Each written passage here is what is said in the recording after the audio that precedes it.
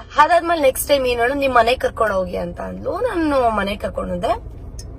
Guys ದಯವಿಟ್ಟು skip ಮಾಡ್ಬೇಡಿ, ಎಲ್ಲದಕ್ಕೂ ಕ್ಲಾರಿಟಿ ಕೊಡ್ತೀನಿ, ಕೇಳಿಸ್ಕೊಳ್ಳಿ. ಅಂಡ್ ನಮ್ಮ ಮನೆಗೆ ಅಕ್ಕ ನಿಮ್ ಮನೇಲಿ ನನ್ನ ಚೆನ್ನಾಗಿ ನೋಡ್ಕೊಂತೀರಾ, ನಮ್ಮ ಮನೇಲಿ 4 ಜನ ಇದೀವಿ, ಪ್ಲೀಸ್ ಅಕ್ಕ ನಿಮ್ ಮನೆಗೆ ಕರ್ಕೊಂಡು ಹೋಗಿ ಅಂತ ಇವಳು ಕೇಳಿದ್ಲು. ಆಯ್ತು, ಅಷ್ಟಾಯ್ತು. ಅಷ್ಟೆಲ್ಲ ಆದ್ಮೇಲೆ ಅವಳನ್ನ ಇನ್ನ ನಾನ್ ದತ್ತಕ್ ತಗೋಬೇಕು ಅಂತ ತಿಂಕೆ ಮಾಡದೆ ಇದ್ದಾಗ್ಲೇ ಅವಳಿಗೆ ಕಿವಿ ಚುಚ್ಚಿ, ಕಿವಿ ಓಲೆ ಕೊಡ್ಸಿ, ಕಾಲಿ ಗೆಜ್ಜೆ ಕೊಡ್ಸಿ, ಪ್ರತಿಯೊಂದು ಮಾಡಿದೀನಿ. ಕೇಳಿ ಅವಳಿಲ್ಲ ಅನ್ಬಿಡ್ಲಿ. ಚೈನ್ ಕೊಡಿಸಿದ್ದಾರೆ, ಬೆಳ್ಳಿ ಚೈನ್ ಕೊಡ್ಸಿದ್ದಾರೆ, ಕಾಲಿಗೆ ಚೈನ್ ಕೊಡ್ಸಿದೀನಿ. ಅಂಡ್ ಅವಳಿಗೆ ಕಿವಿಗೆ ಓಲೆ ಕೊಡ್ಸಿದೀನಿ. ಅವಳಿಗಲ್ಲ ಅವ್ರ ಫ್ಯಾಮಿಲಿಗೂ ಮಾಡಿದೀನಿ. ಪ್ರತಿಯೊಂದು ಅವಳನ್ನ ದತ್ತಕ್ ತಗೊಳಕ್ಕೂ ಮುಂಚೆ ನನಗೇನು ಯೂಸೇ ಇರ್ಲಿಲ್ಲ, ಆಲ್ರೆಡಿ ಮಾಡಿದೀನಿ. ಆಯ್ತು ಬಿಡಪ್ಪ, ಅದೆಲ್ಲ ಏನ್ ಎಕ್ಸ್ಪ್ಲೈನ್ ಮಾಡ್ಬಿಡ, ಪ್ರತಿಯೊಂದು ಕೊಡ್ಸಿದೀನಿ, ಅರ್ಥ ಆಯ್ತಾ.